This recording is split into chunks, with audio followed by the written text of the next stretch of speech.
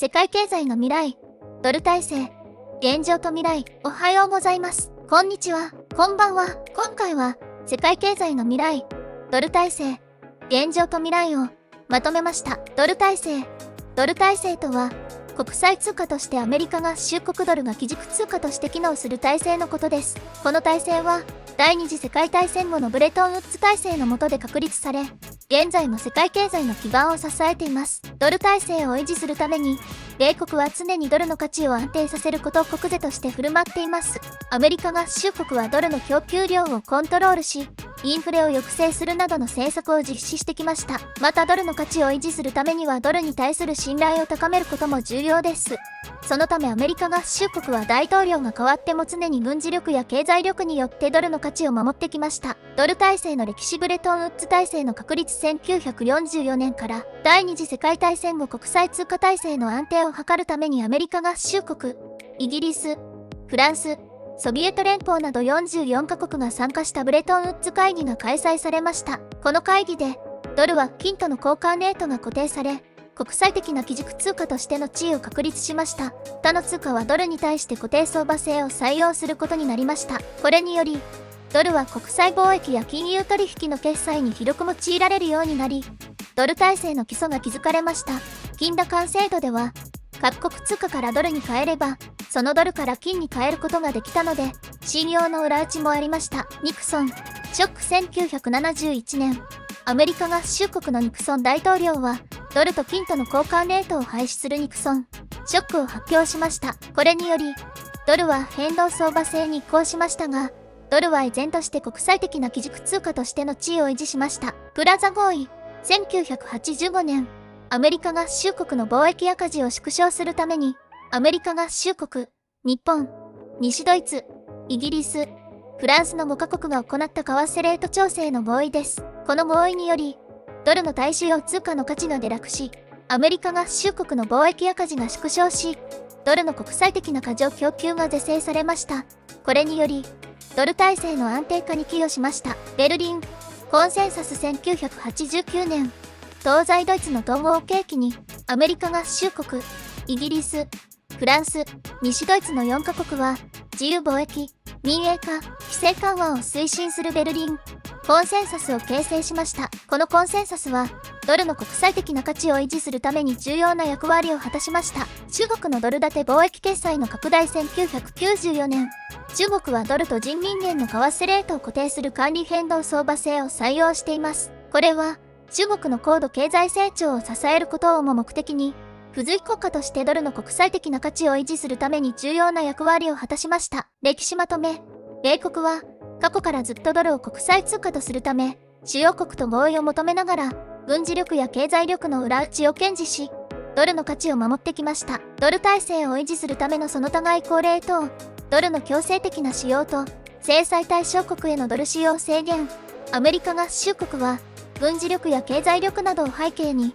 ドルの使用を強制する外交を行っています。例えばアメリカ合衆国はイラク戦争やアフガニスタン戦争においてドル建ての占領軍支払いを実施しました。またアメリカ合衆国は国際決済システムである SWIFT を制裁の対象にすることで、対象国にドルの使用を制限しています。制裁対象国はイラン、北朝鮮、ロシア等があります。ドルの国際的な認知度向上。アメリカ合衆国は、ドルの国際的な認知度を向上させるための外交を行っています。例えば、アメリカ合衆国は、ドル建ての国際金融取引を促進するために、国際金融機関などの国際機関にドルの使用を促しています。またアメリカ合衆国は、ドル建ての投資や貿易を促進するために、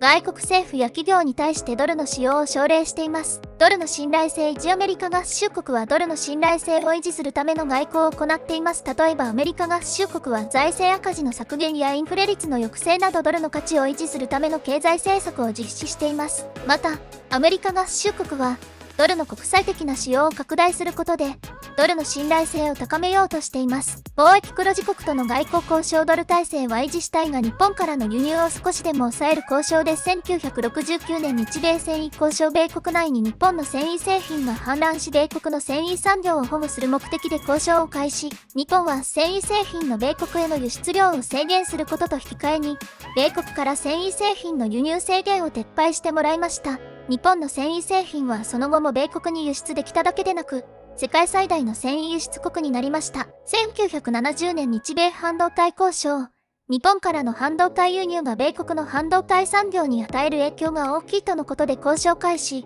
日本は米国への半導体輸出の自主規制として半導体量の制限で対応。1980年日米自動車交渉。日本からの自動車輸入が米国の自動車産業に与える影響が大きいとのことで交渉開始。日本は米国への自動車輸出の自主規制として輸出台数の制限で対応。GDP を世界一にすると明言する中国との交渉。ドル体制をも破壊する動きなので第1段階はデカップリング、第2段階はデリスキングで経済安全保障という立場で対応。第1段階でカップリング、中国と米国の経済的技術的な依存関係を縮小していく政策です。これは中国の経済的軍事的台頭を抑制し、米国の安全保障を強化するために実施されたものです。実施された政策、半導体などの先端技術の輸出規制、中国企業に対する投資制限、中国企業の米国市場からの排除、結果、中国側の反発を招きました。米国経済にも一定の影響を与えた。第2段階でリスキング、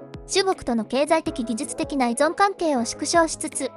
一定の経済的技術的協力関係を維持していく。実施された政策、中国への投資を制限しながら、特定の分野での協力を維持する。中国企業の米国市場からの排除を緩和する。チップ4、つまり米国、日本、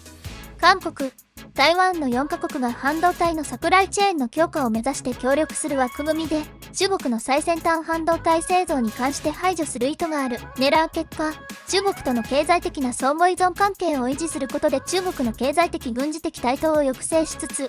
米国の利益を守りドル体制の維持することを狙っています。中国側の対応と状況。中国はデジタル人民元を採用してスイフトドル体制からの脱却を図るがそこまでの経済圏を確立できていないし、今後も確立できない状況である。一帯一路という中国中心政策を実行するが債務の罠による海外利権獲得を優先するので、産独国が減少するし、今後の経済圏発展が見込めない反スパイ法を発行させ海外企業が中国法人を維持する危険性を高めたので海外企業の中国市場からの離脱を加速させている。中国不動産産業が GDP の約半分を占めるだけでなく不動産の構造的不況となったため若者の失業率 20% 以上。少子高齢化が進んでいてその対策を打てていないので近々インドに GDP に受け渡すことは確実。IMF も中国国内の事情分析で不動産市場の不振が深刻化し金融システムに悪影響を及ぼす高齢化による労働力不足が深刻化し経済成長の鈍化につながる。中国は世界最大の環境汚染国のため環境汚染対策が必然的に強化され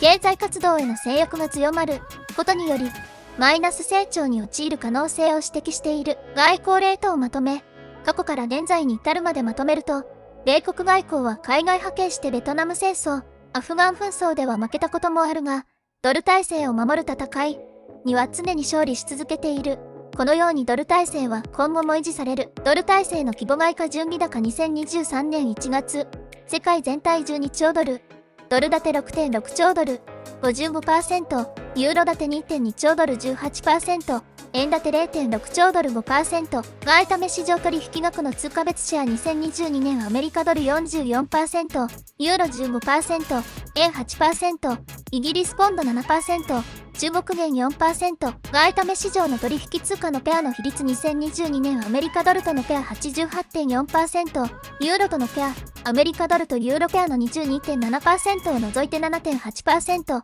アメリカドルがいかに強いかを示すし SWIFT 制度の成果でもある。外為取引額の地域別シェア2022年、英国シチー 38%、米国ニューヨーク 19%、シンガポール 9%、香港 7%、日本 4%、スイス 4%、フランス 2%、ドイツ 2%、カナダ 2%、中国 2%、英国は EU 離脱したが金融の牙城は守っていることが明らか。米国はきちんと2を確保していてアングロサクソンが世界の 50% を占めていることも事実。参考暗号通貨2023年7月流通額。ビットコインで5310億ドル合計で約1兆ドル全世界の外貨準備高の約 8% 相当。アメリカドルの流通通貨としての絶対的優位性と信頼性を表している。参考各国金準備高10両トン。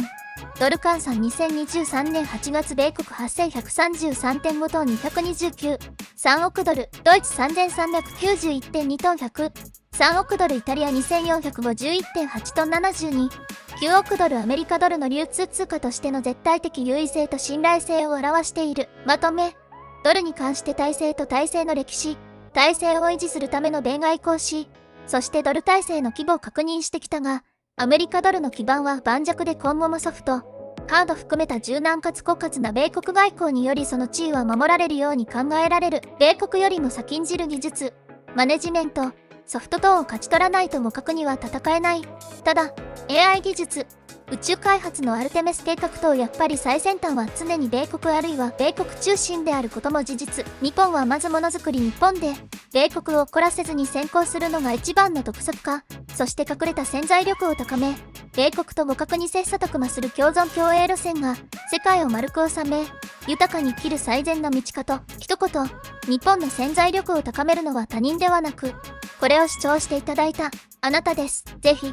当チャンネルの他のコンテンツも視聴いただき、世界の中の日本を知り、今その変動期であることを感じてください。主人公はあなたであるし、私でもあります。きちんと理解して、行動する人が増えれば、日本も当チャンネルの各コンテンツに示す波に乗って爆発的に発展するでしょう。最後に、当チャンネルは、皆の意識と行動で日本を元気に創造させることを願ってをテーマで発信しております。よろしくお願いします。その他、取り上げるべき、取り上げてほしいテーマがありましたら、コメント願います。ありがとうございました。もし役立ったと思われたらチャンネル登録と高評価をお願いします。面白かったと思う人もチャンネル登録願います。面白くなかった人はその内容を、ぜひコメント入力願います。次回動画も頑張ります。その他、追加で知りたいこと、疑問点がありましたらコメント欄に記入ください。可能な限り対応させていただきます。皆さんの人生がより豊かになることを願っています。では、また次回の動画でお会いしましょう。